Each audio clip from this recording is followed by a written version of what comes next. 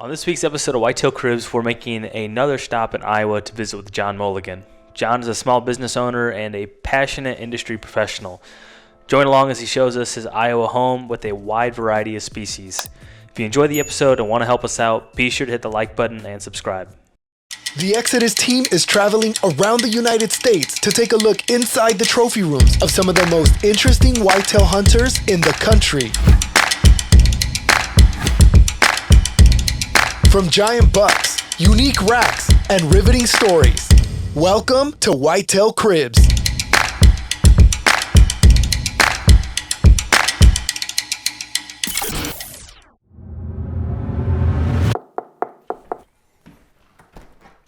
Hey, what's going on, guys? I'm John Mulligan. Welcome to my house. My dogs are going to greet you at the door every time. It doesn't matter if you go outside for 2 seconds and come back in, you're a stranger and they're going to bark again. It gets annoying, but they are decent watchdogs. So we'll come on in the entry here and head to the kitchen. So kind of a big open kitchen. I always kind of wanted an island. My wife does a good job with the meal prep stuff here, and sometimes I help out, probably not as much as I should, but every morning's gonna start with coffee, sometimes a pre-workout. It just all depends on how bad yesterday was. But like I said, she loves to cook, and thankfully we do a lot of wild game, whether it's turkey, deer, antelope, bear, whatever it may be. We never use this table, but everybody has a kitchen table. I think you're supposed to have one. She makes it kind of her workstation here, but as far as the fridge, like I said, it's gonna be some type of meat, and for me, it's hummus and cheese. I'm like addicted to sharp cheddar cheese. I always have been, probably always will be, but that's like my snack of choice. Sea salt crackers with sharp cheddar, doesn't get any better. We're gonna head upstairs. First thing you see, you come upstairs, we have the guinea pigs. It's quite the guinea pig cage. My two sons, they wanted guinea pigs for Christmas 2 years ago. That's all they talked about. So we started out with 2, now we have 4, and there may be plans that they might be their first business venture is to get into breeding guinea pigs. Not looking forward to it, but like with kids, it seems like their pets become your pets. They don't do anything with them. We feed them, we take care of them. So it is what it is, right? We've got their rooms. Oldest daughter, she's off in college now, so we're holding down her room for just a little bit longer. A couple more semesters, she might lose her place to stay. Got the boys, they're shacked up in that room. Typical teenagers, we don't want to go in there. Their room's a disaster. Normally, when I make it to this room, it's gonna be 1, 2 in the morning. The other half, she's already asleep by the time I make it up here, but this is the place that I'll go ahead and lay my head down for a little while. Because of my travel, as you can see, I don't even move the duffel bags. Everything stays halfway packed for the next trip. I keep a ton of hats on top, lots of hair. I wear a hat every day, so I always like to mix it up, but I've got a couple of books that I like to read. That's a good one right there. Crossing the Chasm. My buddy Brad Christian actually recommended that book to me, and it's been pretty awesome. Books like brand sense, marketing type stuff is the stuff I like to read before I go to sleep. And then now we'll head downstairs, and this is where a bunch of work goes on. This here is the first buck that I ever killed. Whenever I shot this buck, I literally thought I was gonna make it on the cover of a magazine. Back in Kentucky, I had never really seen a buck up close and definitely never put my hands on one, but I was not surprised when I found out that this was a little buck. But this is the buck that started the madness, so he deserves to be mounted, and it's fitting that I stare at this buck before I go downstairs to do work and head out for the next hunt.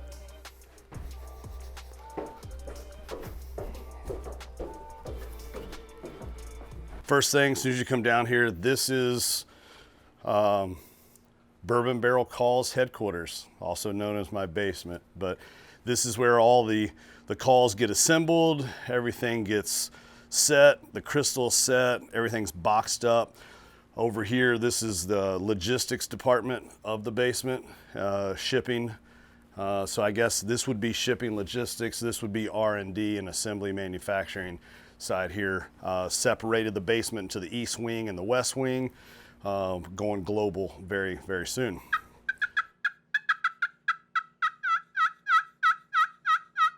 Gun safe that has nothing in it. I don't hunt with guns. We do have a 22 in there. Actually, the boys have a couple of 22s, and that's it. I don't have any guns anymore. A few tree stands that aren't still hung up. I've got some stands still out there, but during the season, I'll always keep 1 or 2 stands here just in case you have that last minute run and gun thing you want to make a move on. But XOP and Lone Wolf custom gear stuff, a ton of grizzly cooler stacked up for the traveled hunts, destination hunts and stuff like that. And then this area here is literally just a hodgepodge of all the miscellaneous, you know, hangers and saws and whatever else you might need. I've even got some spray equipment and stuff for putting in food plots. A lot of Weston meal prep stuff. Like I said, we do a lot of cooking, we consume a lot of meat, so dehydrators and meat grinders and all that kind of processing equipment go into kind of my backpack tree. All different kinds of backpacks from Mystery Ranch and Sitka. And then this section here is going to be more of the like ozonics and the hunter safety systems type stuff. Sleeping bags, more camo, all that stuff. Over here is where I do all my arrow building, spin everything, get everything trued up with lighted nocks. Now down here, a lot of people don't know this, I used to drive dirt late model stock cars. So this is actually a couple of door panels from some of my cars that I had in the past. And if I wasn't hunting all the time, I'd be driving race cars still today. Absolutely love it. There's nothing like 800 horsepower sliding sideways. Now, we'll head back upstairs.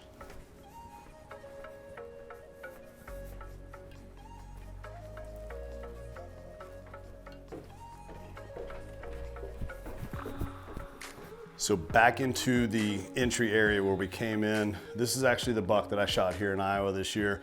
Just got it back from Old Barn Taxidermy.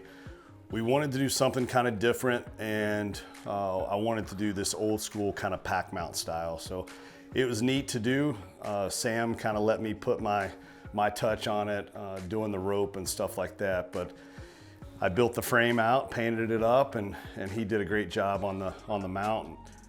It's just something different, you know, something you don't see all the time. All the shoulder mounts kind of get a little boring, but obviously the owner of Bourbon Barrel Calls has to have a bourbon barrel right inside the house when you come in. Big Eastern turkey. This was actually the first Eastern that I shot when I moved to Iowa.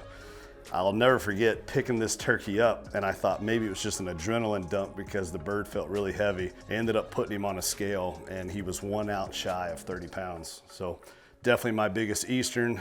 Good beard, good spurs, and yeah, never thought I'd mount a turkey, but you know, you get one like that and I might not ever kill one that big again. So have a bunch of other beards tucked underneath. I used to have a lot more fans than beards. My Weimaraner decided he liked them better than I did, so he ended up pooping feathers for about a month. Head on in this way. We got a lower level restroom.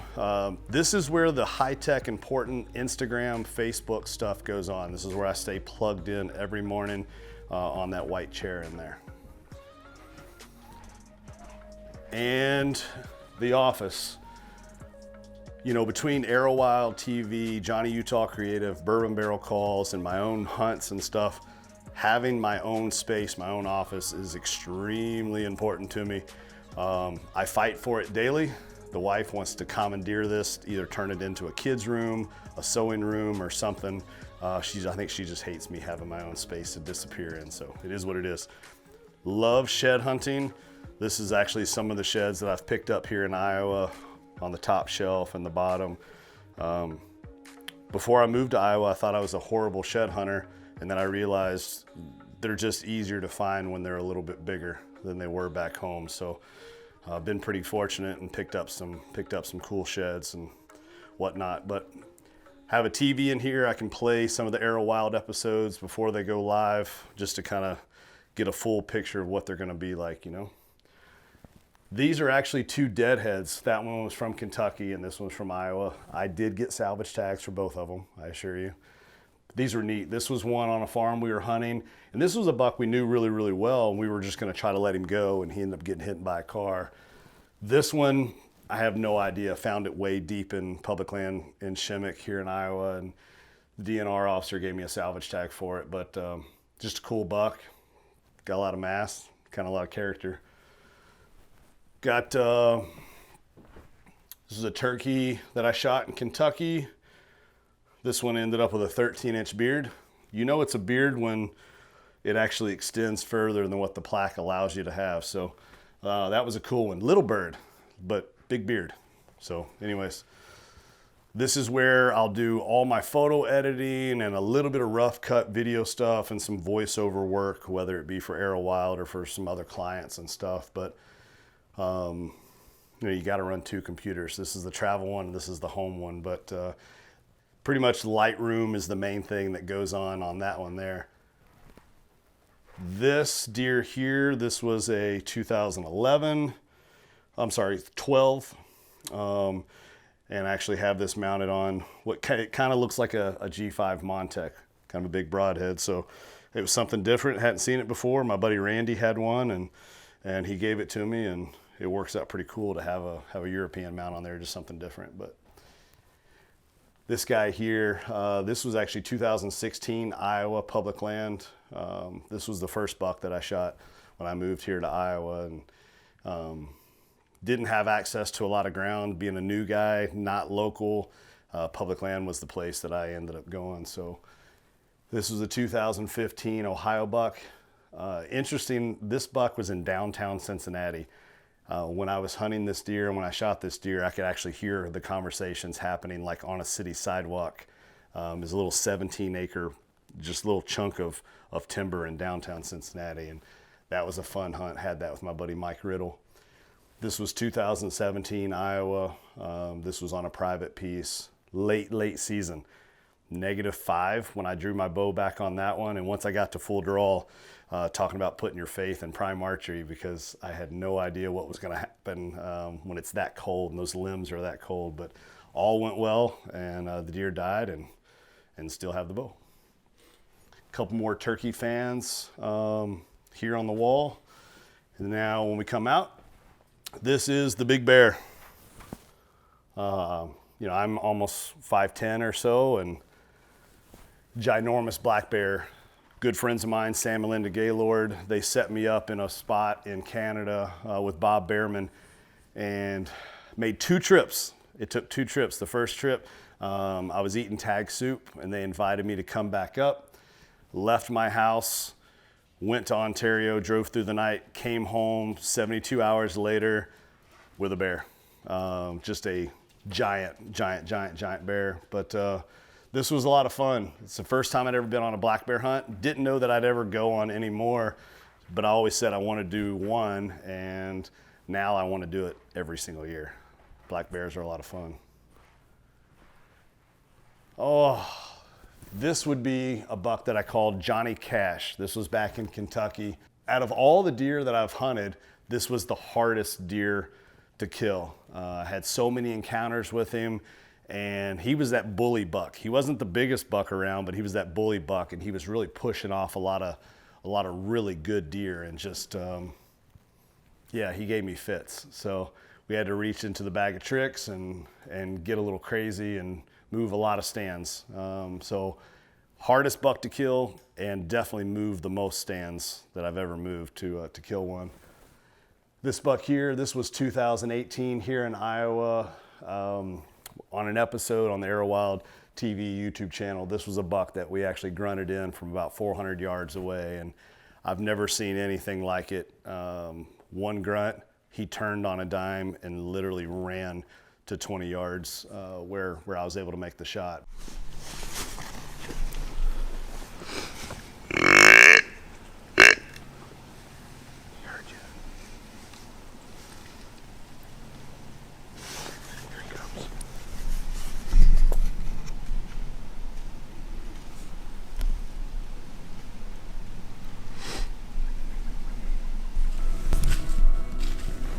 Merritt.